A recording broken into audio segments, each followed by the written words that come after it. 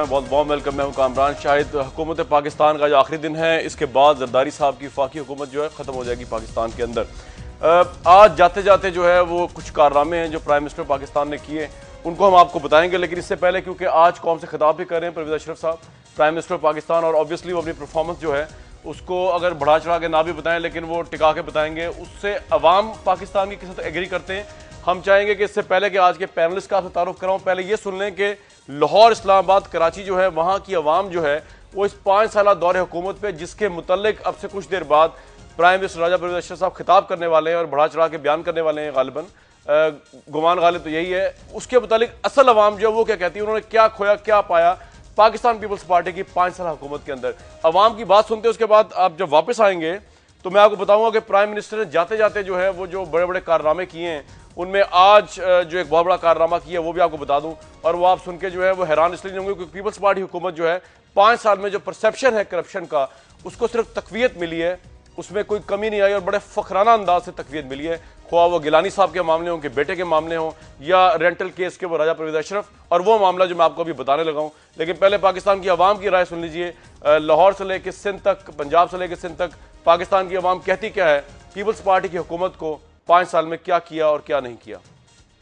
आवाम को हुकूमत ने कुछ भी नहीं दिया, जनाजे दिए, लोड शेडिंग दी, महंगाई दी। हुकूमत के बारे में मेरा कोई कमेंट नहीं है। हुकूमत सही चलाई है जरदारी ने। रोटी कपड़ा इनका नारा है, इन्होंने कितनों को रोटियां दे दी, कितनों को कपड़ा दे दिया, बल्कि उल्टा ले आए लोगों से, दिया किसी को भी नहीं है। इससे बेहतर तो डिक्टेटर गवर्नमेंट थी कि 62 रुपए पे पेट्रोल था, आज आपकी गवर्नमेंट ने क्या कमाल करके दिया। 5 साल वाला अभी खत्म कर दो तो वो अच्छा है।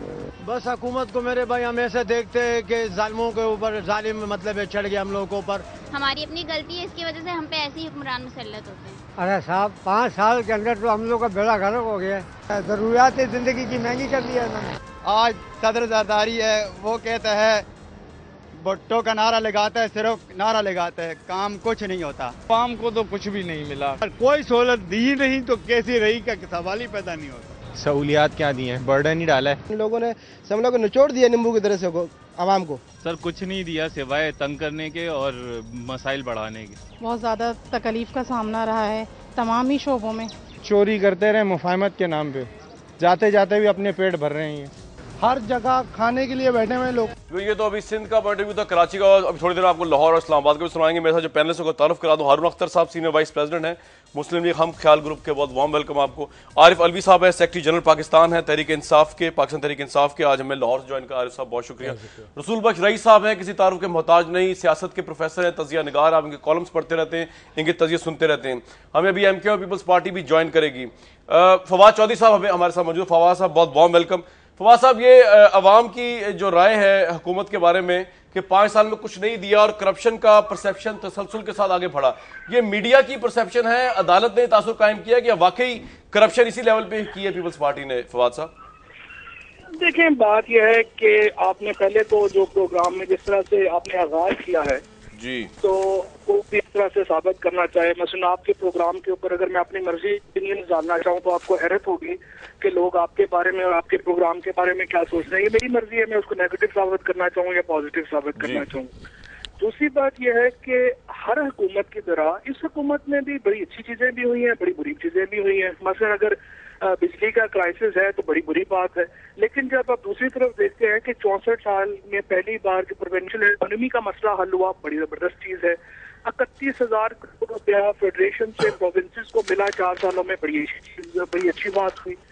चारों सूबों में जो छोटे सूबे हैं उनकी महरूमियत कम हुई, बड़ी हुई। इसी तरह से और जो मुलाजमों को आप BISP के ऊपर कह सकते हैं, कुछ लोग कहेंगे बड़ा डायरेक्ट जो सपोर्ट जो ले रहे हैं वो कहेंगे बहुत अच्छा प्रोग्राम है, कुछ लोग कहेंगे कि नहीं इनडायरेक्ट सपोर्ट है बुरी। इसलिए हर हुकूमत का ये एक जनरलाइज परसेप्शन करना या जनरलाइज करना शायद मुश्किल होता है। मैं समझता हूँ बड़ी खामियां भी होंगी, ऐसा नहीं। अच्छा फवाद साहब मेरे साथ रहे, ये आपका पॉइंट ऑफ व्यू आ गया, लेकिन मुझे सिर्फ आपने ये बताना है अभी प्रोग्राम में आगे चल के कि जो मुशर्रफ साहब के दौर में 62 रुपए पेट्रोल था, ये जो हुआ 104 रुपए इस वक्त, और जो डॉलर 62 से 100 रुपए हो गया, चीनी 25 से 55 हो गई, इसको किस इसको तो हमने जनरलाइज नहीं किया। मैं आ रहा हूँ आपकी तरफ, और जो एक पॉइंट और, ये सुन लिया ना, एक पॉइंट और, उसके बाद कलेक्टिवली जवाब दे दीजिएगा ना, कट्ठे जवाब दे दीजिएगा, कट्ठे जवाब दे दीजिएगा फवाद साहब, कट्ठे जवाब दे दीजिएगा ना, कट्ठे जवाब दे दीजिएगा, आपके पास टाइम होगा। 5 साल में 8,000 अरब के कर्जे लिए, जो कि पाकिस्तान की तारीख में 60 सालों में 6,000 अरब से ज्यादा पाकिस्तान में कर्ज जीडीपी रेशो पे भाई, ये जीडीपी रेशो जितनी 10 साल पहले थी उतनी अब रसूल बख्श रईस साहब से काउंटर कमेंट ले लेते हैं। चले, मेरा हो सकता है व्यूअर, इस वक्त जो है आपके सामने ब्रेकिंग न्यूज चल रही होगी, कौमी असेंबली तहलील करने का नोटिफिकेशन जो है वो सर जरदारी साहब ने प्रॉब्ली जारी कर दिया है। और आज जब मैं आपसे बात कर रहा हूँ, पाकिस्तानी कौमी असेंबली जो 5 साल पूरे कर चुकी है, इसकी परफॉर्मेंस पे बात करेंगे। बात जारी रसूल बख्श रईस साहब के पास जाऊंगा, क्योंकि पॉलिटिकल उनका कोई स्टैंड नहीं है, क्रेडिबल नाम है एनालिसिस के हवाले से। रसूल बख्श रईस साहब, 5 साल में आप बीइंग आम शहरी, आम वोटर ऑफ पाकिस्तान, कतई नजर सियासत के, क्या बताएंगे हुकूमत को कि उन्होंने क्या किया और क्या नहीं कर सके वो? देखिए, पहले तो मैं जो मस्बत बातें हुई उनका यादा करूंगा जी। वो पहली बात तो ये है कि जो सूबाई खुद मुख्तारी है, पाकिस्तान की तारीख में एक मुतनाज़ा इशू रहा है, उसको हल करना, और हल भी इस तरह से कि जो कौम परस्त हैं उनके उमंगों से 2 कदम आगे चले जाना, और इतना सूबाई खुद मुख्तारी दे जाना कि जो ना हिंदुस्तान में मिसाल मिलती है, न किसी तरक्की पजीर विफाक में मिसाल मिलती है। ये एक बहुत मस्बत कदम है, ताकि जो हमारी कौमियतें हैं, जो सूबे हैं, वो अपने अख्तियारात को अपने काम के लिए, अपनी फलाह के लिए इस्तेमाल कर सकें।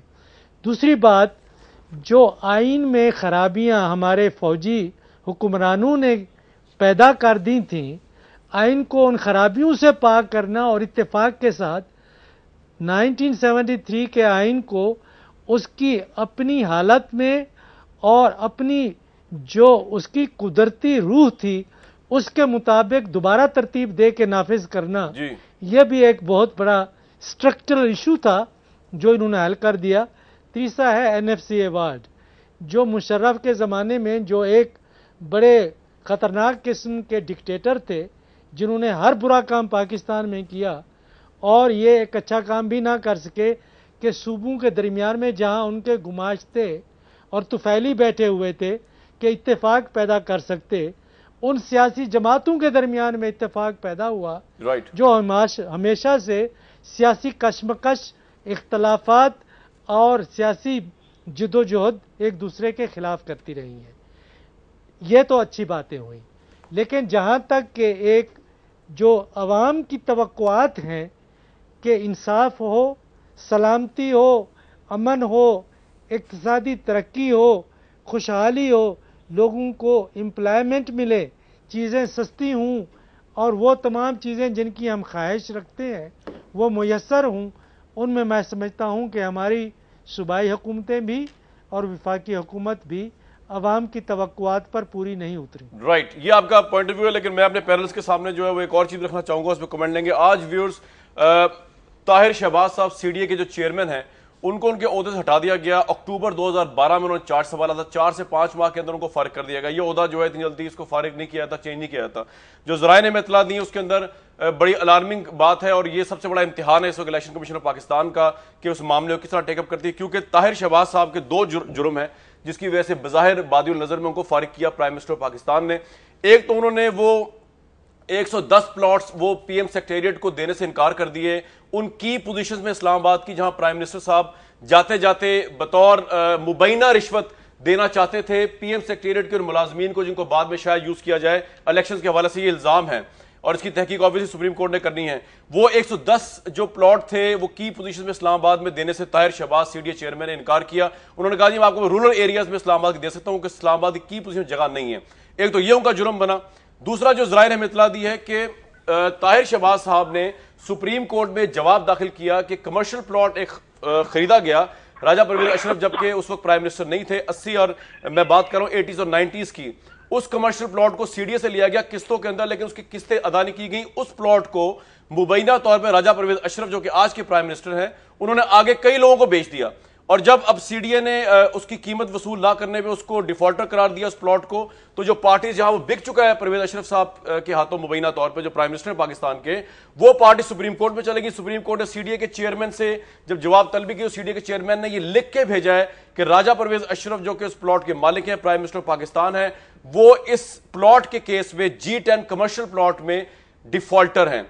इलेक्शन कमीशन के लिए अगर ये सब कुछ इस तरह ही है और सुप्रीम कोर्ट को टेकअप करती है, सबसे बड़ा मामला यह होगा इस वक्त के एक तो जो ताहिर शहबाज साहब को हटाया गया कि वो सियासी रीजंस हैं कि उन्होंने प्राइम मिनिस्टर की बात मानने से इनकार कर दिया और उनको डिफॉल्टर करार दे दिया, और दूसरा ये कि ये केस जो है इसकी बेस पे क्या राजा परवेज अशरफ साहब जो है वो नाअहल हो जाएंगे इस इलेक्शन में।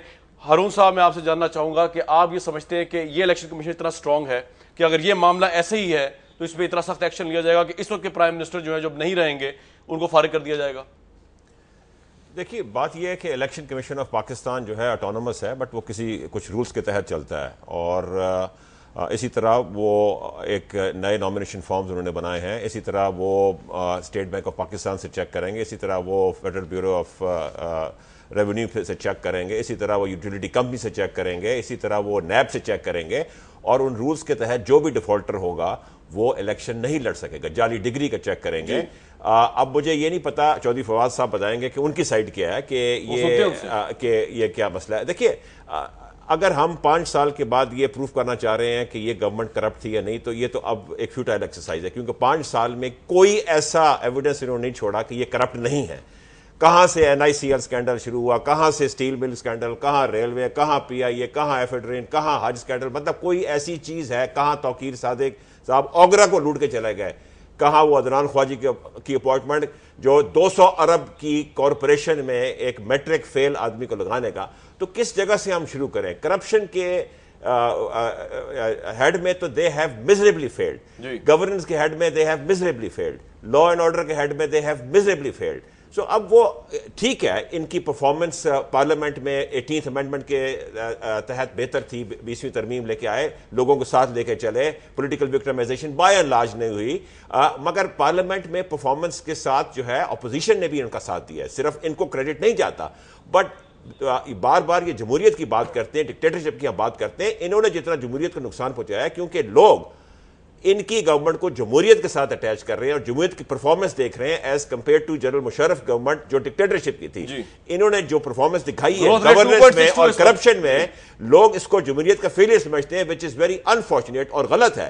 People should think that this is the failure of this government, but इन्होंने जमहूरियत को स्ट्रेंथन नहीं किया, इन्होंने जमहूरियत को वीकन किया। आरिफ अली साहब, ये जो मैंने वाकया आपके सामने पेश किया, अगर ये इस तरह ही हो, क्योंकि ये तो जराये की इतलात और बड़ी कंफर्म इतलात, ताहिर शहबाज सीडीए चेयरमैन के हवाले से प्राइम मिनिस्टर पाकिस्तान, ताहिर शहबाज को अपॉइंट किसने किया था? परवेज अशरफ साहब ने अपॉइंट किया। हाँ, तो लेकिन अब उन्होंने मानने से इनकार कर दिया, फवाद साहब मानने से इनकार कर दिया। कामरान अगर इतना फरिश्ता आदमी है तो उसने लगाया था, क्या जा रहे हो? क्या आज 5वां प्लॉट बिक गया, बड़ा जुल्म हो गया, क्या प्लॉट हो गया, क्या काम? अच्छा, मुझे एक लीगल राय दे दें आप कि अगर ये डिफॉल्ट डिक्लेयर हो गए सुप्रीम कोर्ट में तो आपको एतराज नहीं होगा? डिक्लेयर दहिंदा हो गए प्राइम मिनिस्टर। 63 में ये देखें, छोटी छोटी ख्वाहिशें हैं लोगों की कि सारे मर जाए और हम इलेक्ट हो जाए 62-63 के तहत, ये नहीं होता, इलेक्शन ही लड़ना पड़ता है। लोगों को भी तो फैसले करने हैं ना कि कौन सही है कौन गलत है, या सारे फैसले टीवी पे बैठ के कर देने हैं? टीवी पे नहीं कर रहे, लेकिन मैं आपको फवाद चौधरी साहब एक चीज की मुबारकबाद दूं कि आपके पिछले दौर में ग्रोथ रेट ज्यादा अच्छी थी, 5.14 परवेज मुशर्रफ साहब के दौर में। इस वक्त जो आपका दौर है उसमें 2.62 है। उसमें बात करता हूं मैं आपसे, लेकिन आरिफ अलवी साहब का टेक है, प्लीज आरिफ अलवी साहब बात करो। आरिफ साहब, इलेक्शन कमीशन स्ट्रांग है, इतना क्रेडिबल है कि प्राइम मिनिस्टर को इस वक्त के जो फारिग कर दे? इलेक्शन कमीशन स्ट्रांग है, मगर मैं ये समझता हूं कि एग्जीक्यूटिव का फेलियर जो है वो सारा का सारा इलेक्शन कमीशन नहीं उठा सकता, ना ही सारा का सारा जुडिशरी उठा सकती है। जो असेंबलीज का फेलियर है और जो गवर्नेंस का फेलियर है, जुडिशरी कर ये रही है कि सो मोटो एक्शन इस पर ले लिया, जो चीज नजर आई उस पर ले लिया। तो this is the biggest example के जनाब टोटल फेलियर। मैं आपसे ये बात कहना चाहता हूं कि जाते जाते आज ही मैं पढ़कर मुझे बेइंतहा अफसोस हुआ, जैसा आपको सीडीए वाला अफसोस हुआ, मुझे ये अफसोस हुआ कि इस गरीब मुल्क के अंदर जाते जाते जो स्पीकर हैं असेंबली की, नेशनल असेंबली, जनाब पर्क्स एंड प्रिविलेजेस को, टेलीफोन ऑपरेटर, नायब कासिद, हाँ, सारी जिंदगी 16 सीसी सबको दे दिए और सारी जिंदगी के लिए है ना, यानी अपने प्रीवियस स्पीकर्स को भी दी और सबको दी। भाई साहब आपकी बात मैं सुन लूंगा, फवाद साहब आपकी बात जब आएगी मैं आपको इंटरप्ट नहीं करूंगा, आप मेरी बात सुन लिए मेरे भाई, आपकी बात जब आएगी, आरिफ साहब बोलने आपकी तरफ है ना, आपको हम इंटरप्ट नहीं कर रहे है ना, तो आते फवाद चौधरी साहब आते हैं, फवाद साहब टेलीफोन पे ना जरा वो नजर नहीं आ रहा कि डिबेट क्या हो रही है, तो टेलीफोन पे जरा होता है। मैं आपसे ये कह रहा हूं कि इसी तरह से सिंध असेंबली ने जाते जाते जनाब अपने पर्स उसने भी बढ़ा लिए, यानी सिंध असेंबली में उनकी तनख्वाहें और एमोल्यूमेंट सिंध असेंबली ने भी बढ़ा लिया।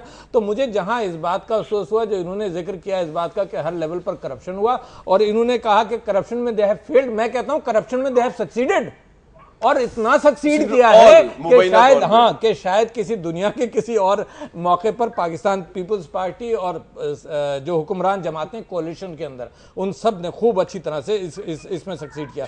दूसरी बात यह कि इस बात का जिक्र हुआ कि जी ऑन कॉन्स्टिट्यूशनल पेपर बहुत सारी चेंजेस आई और मस्बत चेंजेस आई। मैं इसको कॉन्स्टिट्यूशनल पेपर इसलिए कह रहा हूं कि रियलिटी में तो अवामुन नास से पूछे ना, तो आपने जो लोगों से पूछा था उन्होंने क्या कहा, आम जबान के अंदर है कि बेड़ा गर्क हो गया हमारा, है ना, आम आदमी ये कहता है बेड़ा गर्क हो गया, महंगाई, बेरोजगारी, बिजली, हर एतबार से कोई इंडिकेटर, मैं कहता हूं सारी बातों के अंदर कोई अवामी इंडिकेटर बता दें कि बेहतर हो, जो बेहतर हो, है ना। मैं भी उस ब्रेक पे जाऊंगा, वापस आऊंगा तो फवाद चौधरी साहब के लिए सवाल छोड़ के जा रहा हूं कि आज का दिन उनके लिए बड़ा तारीखी है, क्योंकि आज 16 तारीख को चीफ जस्टिस पाकिस्तान को बहाल किया पीपल्स पार्टी हुकूमत ने।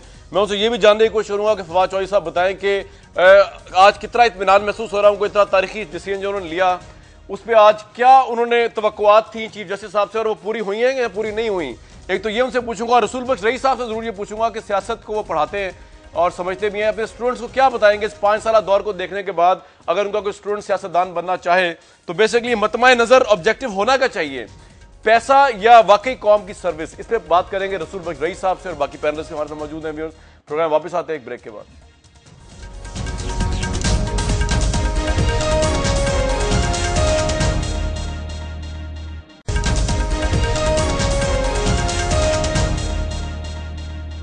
इस प्रोग्राम में बहुत वार्म वेलकम। इस पर आपसे मैं बात कर रहा हूँ, पाकिस्तान कौमी असेंबली जो है वो तहलील की जा चुकी है और इस वक्त पाकिस्तान में इलेक्शंस जो हैं वो करीब तर आते हुए नजर आते हैं। अब से कुछ देर बाद प्राइम मिनिस्टर पाकिस्तान कौम से खिताब भी करने वाले हैं। मैं अगर जल्दी से पहले रसूल बख्श रईस साहब के पास जाऊँ फिर फवाद साहब के पास भी आऊँगा। रसूल बख्श रईस साहब, हम बात जब कर रहे हैं CDA के चेयरमैन हटा दिए जाते हैं, करप्शन का परसेप्शन इतना हाई प्रोफाइल है, तो आप आज की जो नौजवान नस्ल है उनको हम बेसिकली पाकिस्तान की पॉलिटिक्स के बारे में क्या मोटिवेट कर सकते हैं कि वो क्यों जाएं सियासत के अंदर या बाहर जाएं फिर मुल्क से?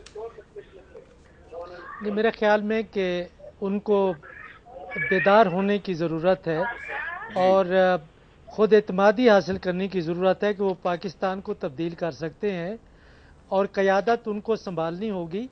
जो ये रिवायती सियासतदान हैं वो पाकिस्तान को नहीं संभाल सकते, उनका सिर्फ़ एक ही मकसद है कि लूट खसूट कैसे करनी है, नई नस्ल को आगे आना चाहिए। और जब तक वो आगे नहीं आएंगे, और सियासत को, मैं तो आप पहले सवाल आपने किया था कि सियासत पढ़ाने में मैं अपने तलबा से क्या बात करता हूँ, न सिर्फ वहाँ बल्कि जहाँ भी मुझे बात करने का मौका मिलता है, मैं कहता हूँ कि सियासत से बड़ी समाजी खिदमत नहीं हो सकती, इससे बड़ी इबादत नहीं हो सकती, और सियासत की बुनियाद अखलाकियात पर मुनहसर है, और वो ये है कि आपने ताकत को अपनी जेबें भरने के लिए, अपने रिश्तेदारों को नवाजने के लिए नहीं इस्तेमाल करना। ताकत आपने गरीब आदमी के लिए, मजलूम के लिए, जिसको इंसाफ चाहिए, जिनको रोज़गार चाहिए, और ये बातें उस वक्त तक नहीं हो सकती जब तक कि आप मईशत को बेहतर ना करें, इंसाफ का निज़ाम ना फराहम करें, और जब तक कि आप रोज़गार के मौके पैदा ना करें। इससे बड़ी मैं समझता हूँ कि इंसानियत की ताबीर और इंसानियत की तामीर नहीं हो सकती। मैं इसको बहुत बड़ा पेशा समझता हूँ सियासत को, लेकिन बदकिस्मती से जो पाकिस्तान में सियासतदान है या सियासत है, उसको वो हेरा फेरी, बदमाशी और जुल्म और ज़्यादती और लूट खसूर का लोग नाम देते हैं। जो उस सियासत का फ़लसफ़ा है या सियासत की जो अमली हैसियत है दुनिया में, या जमहूरियत के या आइनी जमहूरियत के जो तकाज़े हैं, उसके मुताबिक खिदमत के अलावा सियासत का कोई और मकसद नहीं हो सकता। रसूल भाई रईस साहब, आपकी बात जो है वो तो बड़ी ज़बरदस्त है, लेकिन ऑब्वियसली आपकी वॉइस अकलियत है इस लिहाज से, क्योंकि अगर अभी हम देखें गिलानी साहब जब फारिग हुए और उनके बेटों पर इतने बड़े इल्जाम, लेकिन वहीं से वो इलेक्ट भी होते आ रहे हैं। इसी तरह कंस्टिट्यूंसी की पॉलिटिक्स जो है, जिनमें जो है वो गद्दी दर गद्दी लोगों को वोट पड़ते हैं, वो अभी तक उस तरह इंटैक्ट है। तो ये जो आपकी वॉइस है, ये तो पाकिस्तान की अकलियती वॉइस है। I am sorry to admit this, मेरा तो ये पॉइंट ऑफ व्यू है। लेकिन बात सुने कामरा, मैं मुझे जरा इसकी वजाहत करने जी। ऐसा ही है, अकलियत का मतलब ये नहीं होता कि आपका वजन नहीं है या आपको बात नहीं करनी चाहिए। जी जी। जब तक कि हम ये बात नहीं करेंगे और अपने अवाम तक नहीं पहुंचाएंगे कि बेदार हूं, सोच रखें, शऊर रखें और उन्हीं नुमाइंदों को दें जो उनकी खिदमत करते हैं। कॉन्स्टिट्यूंसी पॉलिटिक्स में पैटर्नेज जरूर है और वो भी एक खिदमत का एक तरीका है जी। कि लोग चाहते हैं कि उनके यहाँ स्कूल हो, स्कूल बना देते हैं, सड़क हो, बिजली हो, सुई गैस हो या कोई और उनको सर्विस चाहिए। अगर नुमाइंदे उनको प्रोवाइड नहीं करते तो लोग उनको वोट देने के लिए तैयार नहीं, उनके गुलाम नहीं है। और वो गुलामी नहीं रही पाकिस्तान में। ठीक है, जमहूरियत ने किसी हद तक तरक्की जरूर कर ली है, तो उसको आप करप्शन ना समझे, खिदमत का तरीका। साहब, मैं तो आपसे एग्री करता हूं, मेरी ख्वाहिश है कि बड़े बड़े हल्के हैं, फैसल साले हयात साहब का हल्का है, जरदारी साहब का हल्का है और बड़े बड़े हल्के हैं, यहाँ पे यूनिवर्सिटियां कायम हो जो कायम नहीं है। और ये वो लोग हैं जिनको यूनिवर्सिटियां कायम करने के लिए ना किसी की इजाजत की जरूरत है, ना किसी फंड की बंदिश है उन पर। लेकिन चले फवाद चौधरी साहब के पास मैं जाऊंगा। फवाद साहब, रसूल भाई रईस साहब ने कहा कि इबादत है सियासत, तो एक इबादत तो आपने भी की। क्या आपने 16 मार्च आज के तारीखी दिन हमारे लिए इतना बड़ा एक काम कर दिया कि चीफ जस्टिस ऑफ पाकिस्तान जो है उनको बहाल कर दिया। कैसा फील करते हैं आज उनकी बहाली की बर्थडे है, और ये कि क्या आपकी एक्सपेक्टेशन उनसे थी और क्या आपको कितनी पूरी हुई? मैं तो खैर उस इबादत में शरीक नहीं था, शुक्र अल्हम्दुलिल्लाह। मैं तो उस वक्त भी कहता था कि इनको बहाल करेंगे तो मेरी तबाही लाएंगे, और फिर आज आपने देखा है कि उनकी बहाली के बाद सिर्फ पीपल्स पार्टी या जिनको बहाल करने वाले जो लोग हैं, सिर्फ उनकी उम्मीदें नहीं, पूरी कौम जो है उसकी उम्मीदें टूटी हैं उनसे जो वाबस्ता थी। और आज वो तो तहरीक के बड़े बड़े लोग थे, आसमा जहांगीर, एतजाज हसन, मुझे तो छोड़ ही दें, मैं तो शुरू से कह रहा था कि इन्होंने डिलीवर नहीं करना और ये मामला कुछ और है। और वो जो लोग जो उस वक्त तहरीक के सुरखेल थे, सब जिन्होंने तहरीक कामयाब बनाई, वो आज मायूस है और वो अलहदा बैठे हुए हैं।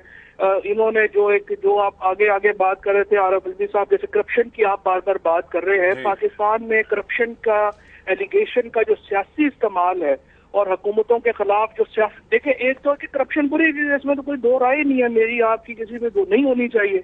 लेकिन करप्शन के इल्जाम को जब आप सियासी तौर पे इस्तेमाल करते हैं और 5 साल इसका इतना वो विर्द पड़ा जाता है और आखिर में कुछ साबित नहीं होता, उसके ऊपर जो जिस तरह से ये कंटिन्यू किया सिलसिला, और यहाँ पे अनफॉर्चुनेटली सुप्रीम कोर्ट में जो बेंच 1 था इफ्तिखार चौधरी साहब का, उसने इस परसेप्शन को कायम करने में पीपल्स पार्टी के खिलाफ एक पूरी मुहिम चली। उनके रिमार्क्स जो है वो हर टेलीविजन और अखबारों की जीनत बने। बाद में उसमें किसी में भी एक भी केस में कोई फैसला नहीं हुआ, किसी जगह पे कोई भी नहीं पहुंचा, लेकिन उससे इतना ज्यादा नुकसान पहुंचा पार्टी को। और उसमें मैं समझता हूँ हमारे आगे, जैसे आपने बात की डॉक्टर फहमीदा मिर्जा ने, और इस तरह की जो हरकतें हैं हमारे कुछ वजीरों की, उन्होंने भी काफी कंट्रीब्यूट किया, उससे भी मैं इनकार नहीं करता। आप एडमिट कर रहे हैं, ये बड़ी अच्छी बात है कि आप अपने वज़रा की भी एडमिट कर रहे हैं।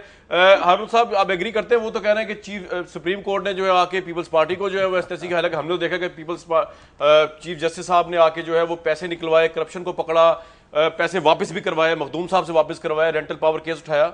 मतलब क्या टेक है आपका इस पे? कामरान, मैं पहली तो एक बात करना चाहता हूं कि मैं नहीं चाहता कि हम लोग तमाम पॉलिटिशियंस को लंप करें एक कैटेगरी में। जिस तरह अगर एक जनरल करप्ट होता है, आप सारी आर्मी को गाली नहीं देंगे, एक जज करप्ट होता है तो पूरी जुडिशरी को बदनाम नहीं करेंगे। इसी तरह आप के अच्छे पॉलिटिशियंस भी हैं और मुल्क में हमें बात सच करनी चाहिए। सारे पॉलिटिशियंस की कैटेगरी से नफरत नहीं करनी चाहिए। बड़े बड़े अच्छे पॉलिटिशियंस ने साफ सुथरे काम भी किए हैं, मैं नाम नहीं लेता। इस गवर्नमेंट में भी अच्छे पॉलिटिशियंस थे। पीएमएलएन ने पंजाब अच्छी चलाई है, एक करप्शन का स्कैंडल नहीं हुआ, उनके 2 दौर रीजनेबली अच्छे गुजरे हैं, इकोनॉमिक रिफॉर्म्स किए। तो सो कहने की बात यह है कि हमें यही पॉलिटिशियन हैं जो इस आवाम को रेवोल्यूशन से रुकाते हैं। ये दिन रात जाके मेहनत करते हैं अपने हल्कों में। इट्स वेरी अनफॉर्चुनेट, जिस तरह आम आवाम में भी करप्ट लोग हैं, पॉलिटिशियन में भी करप्ट, मीडिया में भी है, सारा कुछ है, मगर हमें जो करप्ट हैं उनको जरूर हमें बात करनी चाहिए, उनको जरूर हमें बात हो रही है, but politician as a category नहीं करना चाहिए। जहां तक जुडिशरी की बात है, आई थिंक मैं डिसएग्री करता हूं। मुझे ये बताइए कि अगर स्टील मिल में एक साल में 26 अरब की करप्शन हुई है तो इसमें जुडिशरी का क्या कसूर है? अगर NICL के अंदर 5 अरब लुट गया तो इनका क्या कसर है? एफिड्राइन का हुआ, एफिड्राइन का, हाँ, LNG का स्कैंडल इसलिए हुआ कि ये अरबों रुपए की बीच में स्कैंडल कर रहे थे, जब उन्होंने रोका तो 5 साल ये एक नया बिड नहीं कर सके। आज अब फिर बिड की है, वो जो नई बिड की है हर जगह तो आप करप्शन करते हैं। तौकीर सादिक के उसमें सुप्रीम कोर्ट का क्या कसूर है? अदरान ख्वाजा में तो सुप्रीम कोर्ट का क्या कसूर है? हज स्कैंडल में सुप्रीम कोर्ट का क्या कसूर है? मुझे ये बताइए कि सुप्रीम कोर्ट का क्या कसूर है? अगर सुप्रीम कोर्ट ना होता तो ये लोग तो पूरा मुल्क लूट के जा चुके होते। मेरा तो ख्याल है कि सुप्रीम कोर्ट एक वाहिद इदारा है जिसने इनकी करप्शन रोका है, जिसने इस मुल्क को बचाया है इनसे, जिसने करप्शन सामने लेके आए हैं। मैं तो कहता हूं कि उनको दुआ देनी चाहिए। राइट।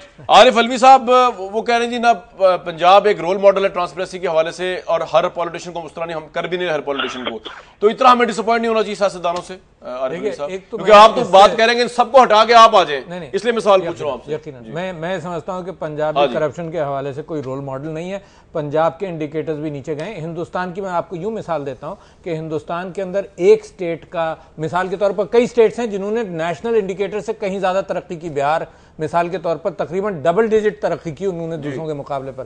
तो एनर्जी के एतबार से, हर चीज के एतबार से पंजाब की गवर्नमेंट भी डिलीवर नहीं कर सकी। मगर मैं रसूल बख्श रईस साहब की एक बात की तरफ जाता हूं कि उन्होंने बहुत सही कहा कि लोग बेदार हों, लोग सोचें, और कितनी अच्छी बातें उन्होंने की और अच्छी बातें आप करते हैं। असल में एक मैस्लो का पिरामिड ऑफ नीड्स है ना, उसमें है ये कि जो भूखा होता है ना, उससे आप ये एक्सपेक्ट करें कि वो बेहतरीन फैसले करेगा, वो नहीं, उसका तो पेट है, उसकी प्रायोरिटी पेट है।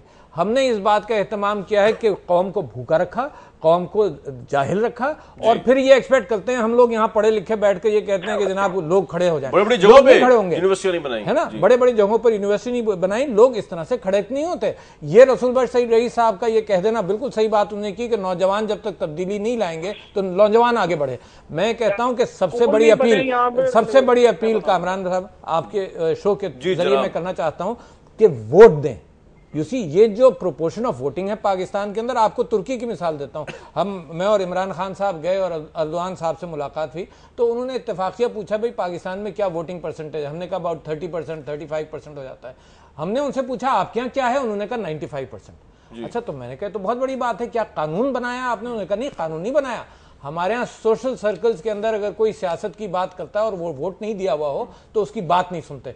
तो सबसे बड़ी तब्दीली पाकिस्तान में यहाँ पे तो नहीं आई ना। मैं आपसे सवाल मेरा ये है कि अब जब इलेक्शन में आप जा रहे हैं तो मैंने जो रूरल एरियाज विजिट किए वहां पे तो इस तरह चेंज के नाम पे लोग अपील नहीं, वो तो कंस्टिट्यूंसी की पॉलिटिक्स वहां पे चल रही है। बिल्कुल।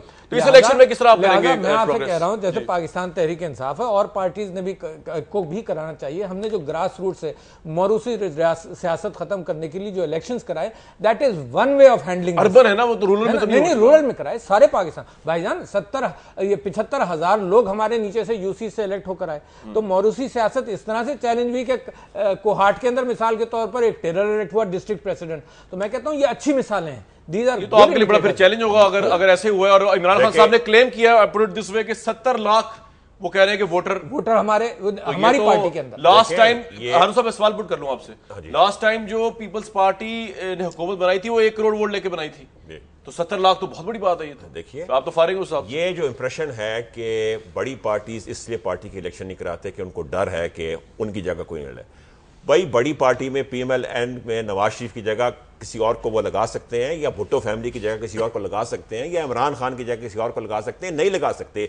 प्रॉब्लम सिर्फ सिमेंटिक्स की है, प्रॉब्लम सिर्फ प्रैक्टिकल चीज है। इसलिए अब देखें ना, अब एक मिनट जरा, अब देखिए ना, इनकी जितनी मार कुटाई इनकी पार्टी में हुई है इलेक्शन के दौरान, जितना एक दूसरे को मारा है इन्होंने, अपने लीडरों को भी मारा है इन्होंने, एक दूसरे को, जर्नलिस्ट को भी मारा है इन्होंने,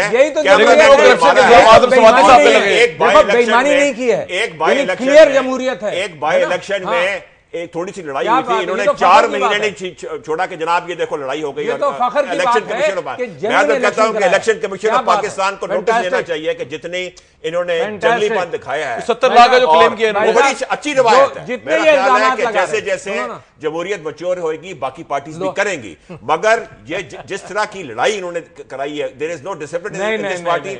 जिस तरह की इंटरनेट में इनकी पार्टी वाले गालियां देते हैं लोगों को, there is no discipline. Mix कर रहे हो मेरी पार्टी के खिलाफ। 70 लाख वोटर की बात कर रहा हूं ना, ये नहीं, वरना तो मैं भी सारी इल्जामात आपके लेकर बैठ जाऊं इंटरनेट पर ही हो रहा है। मैं आपकी पार्टी के बारे में बात कर रहा हूं ना, तो आप इलेक्शंस की बात करो तो मैं एक एक बात कर रहा हूं। मेरा ख्याल है कि आपकी दूंगा। इलेक्शन में आपके लीडर्स ने कहा है कि नॉन ट्रांसपेरेंट इलेक्शन है, आपके लीडर्स ने कहा है कि लाहौर के रिजल्ट्स जो हैं वो डिस्कार्ड कर देने चाहिए, आपके लीडर्स ने कहा है। अगर आप इस बात को छुपाते हैं, नहीं मैं नहीं छुपा रहा, तो ये जमहूरियत नहीं है। इस पार्टी को आप डिपेक्ट कर रहे हैं कि वो पार्टी नहीं है। मैं ब्रेक के बाद आपका इल्जाम ले लूंगा और जवाब दूंगा, और रसूल बख्श साहब को भी इंगेज करेंगे। ब्रेक के बाद वापस आऊंगा तो मैं उनसे पूछूंगा कि किस हद तक वो इस इलेक्शन में रसूल बख्श रईस साहब बीइंग सियासियात को समझते हैं, पढ़ाते हैं और देखते हैं। वो समझते हैं कि इस मुल्क में यूथ का जो 3 करोड़ से ऊपर या 4 करोड़ 3 करोड़ से ऊपर जो वोटर है, जो कि 45% से ऊपर बनता है मौजूदा इलेक्शन में, उनके ख्याल में किस हद तक वो पेनिट्रेट करेगा और चेंज करेगा इस इलेक्शन का रिजल्ट। उस लिहाज से जो असूल रसूल बख्श रईस साहब और मैं प्रोग्राम में डिस्कस कर रहे थे, इबादत के, सर्विस के और अवाम की खिदमत करने के, इस पर बात करेंगे इस प्रोग्राम में इस ब्रेक के बाद।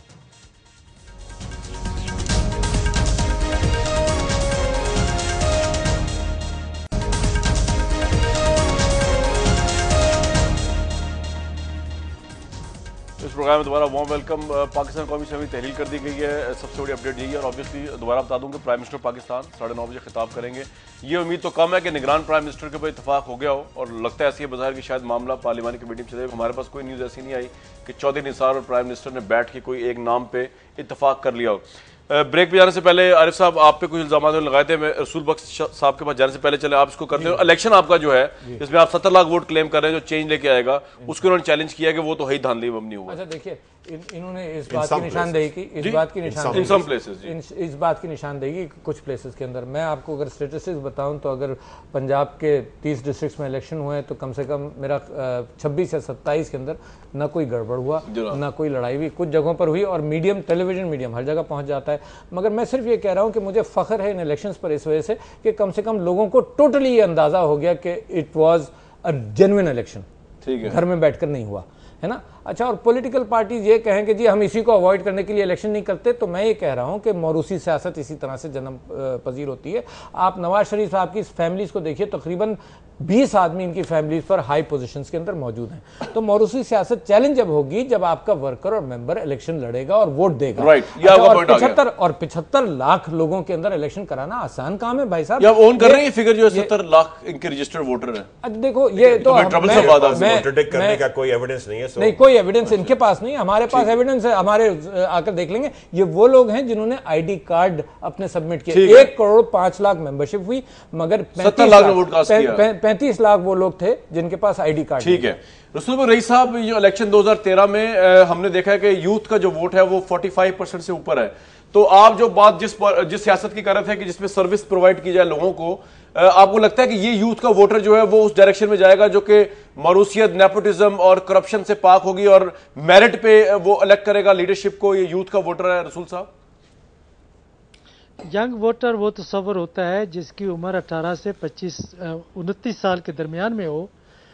उसको अगर आप शुमार करें, जो हमारे सामने इलेक्शन कमीशन ऑफ पाकिस्तान के एज वाइज स्टेटिस्टिक्स आए हैं, तो मेरी स्टडी के मुताबिक वो 31% बनते हैं। अगर आप 18 से 35 साल की उम्रें लगाएं तो फिर 47.5% बनते हैं। ये बड़ी तादाद है यंग वोटर्स की। लेकिन यहाँ पे बड़ा मसला ये है कि क्या कौमी सतह पर ये जो यंग लोग हैं, अगर हम 31% भी तस्वुर करें तो क्या एक वोटिंग ब्लॉक बन सकता है? ये एक बड़ा सवाल या निशान है, क्योंकि शहरों में जो सोच है यंग लोगों की वो मुख्तलिफ है। वो भी वहां पे भी मुनकसिम है, फिरका वारियत की जो तंजीमें हैं। ठीक है रसूल साहब, बहुत शुक्रिया, आप मेरे साथ रहिए। मुझे वसीम अख्तर साहब के पास जाना है, ये आपका पॉइंट आ गया, बड़ा इंपॉर्टेंट पॉइंट आपका है। आपने ये एनालिसिस भी कर दिया कि इतना ज्यादा वोटर जितना हम बता रहे हैं। वसीम साहब, एक तो मैं अप्रिशिएट करूंगा कि जो सिंध असेंबली में मराद के लिए बिल पेश किया उसकी आपने नफी की, लेकिन सर ये सिंध असेंबली ने जाते जाते भी जो है वो पाकिस्तान की कौम को तो डज ही पहुंचाई ना। अपने लिए मराद डबल कर गए और लोग जो देखते रह गए। अब मेरे ख्याल में जो कुछ हुआ है वो पूरी आवाम के सामने है जी। अब आवाम को भी मौका मिला है, आगे इलेक्शन का वक्त है, ये सारी चीजें देखते हुए ऐसे लोगों को वोट करे जो इस किस्म की जहनियत ना रखते हों, जो आवाम का काम करना चाहते हों, जो आवाम के टैक्स की जो टैक्स है उसका सही इस्तेमाल करना चाहते हों और करें।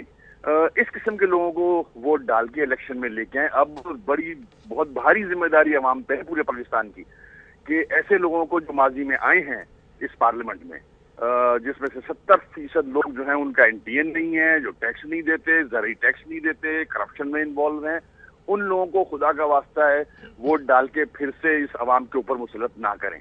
तो ये मिसालें हैं सामने, जो सिंध की आपने मिसाल दी है, ये आवाम के सामने एक मिसाल है। राइट। तो अब इसको देख के भी नहीं समझेंगे तो फिर अफसोस ही होगा मुझे। वसीम साहब, अब अभी तो सबसे बड़ा मामला जो अटका है निगरान प्राइम मिनिस्टर का है, लग ऐसा रहा है कि बज़ाहिर शायद मामला पार्लिमानी कमेटी में चला जाए, तो उस पर आपका क्या टेक होगा फिर, क्योंकि आपका भी एक से तो है उसमें। देखिए, ये एक प्रोसेस है, अगर कमेटी में जाता है तो वहाँ भी सारी जमातें मौजूद हैं। मैं समझता हूँ इंशाल्लाह कंसेंसस के साथ कुछ ना कुछ सामने आ ही जाएगा और इलेक्शन जो है वो मेरे ख्याल में वक्त ही होंगे। सिंध की हद तक आपने डिसाइड कर लिया पीपल्स पार्टी के साथ? अभी तक हमने जो नाम दिए हैं वहाँ तो कुछ अजीब सी बात आ रही है जो हमने नाम दिए हैं, मगर पीपल्स पार्टी मेरे ख्याल में उस पर मुत्तफिक नहीं है और पीपल्स पार्टी चाहती है कि ऐसे नाम दिए जाएं, उनकी मर्जी के ही नाम दिए जाएं। अब जब एक अपॉर्चुनिटी है, एक तरीकेकार है, तो हर जमात जो है वो ये ऑपोजिशन वाली या ट्रेजरी बेंच वाली कुछ ऐसे नाम देंगे जिसमें, और चाहेंगे कोशिश करें ऐसे नाम दें जिसपे कोई मुत्तफिका फैसला हो सके, मुत्तफिक हो सके, कहीं कंसेंसस हो सके। अब जैसे नून ने नाम दिया था वो पलेजो साहब का, तो अब इस किस्म के अगर नाम देंगे तो फिर आपकी सीरियसनेस नजर आएगी कि कितने सीरियस हैं आप इशू को रिजॉल्व करने के लिए। राइट। वसीम साहब, बहुत शुक्रिया, आपसे कमेंट लिया हमने। सिंध के हवाले से ब्रीफ था लेकिन बड़ा आपने कॉम्प्रिहेंसिव जवाब दे दिया उसके हवाले से। सिंध के नामों के हवाले से अगर एक चीज मैं ऐड कर दूं कि हमसे भी MQM ने ये मशवरा लिया कि क्या हो, तो हमने कुछ नियत किए, कुछ कंसल्टेशंस की हैं कि जस्टिस नासिर असलम जाहिद का भी नाम इन्होंने पेश किया। हम समझते हैं कि वो बेहतरीन आदमी है और साहब नहीं मानेंगे ना उसको। हाँ, और राना भगवान दास साहब, यानी एक उर्दू स्पीकिंग साइड से हमने दोनों नाम तजवीज़ करने, राना भगवान दास साहब भी और justice Nasir Aslam Zahid, both could be very good. Waseem साहब हैं हमारे साथ लाइन पे?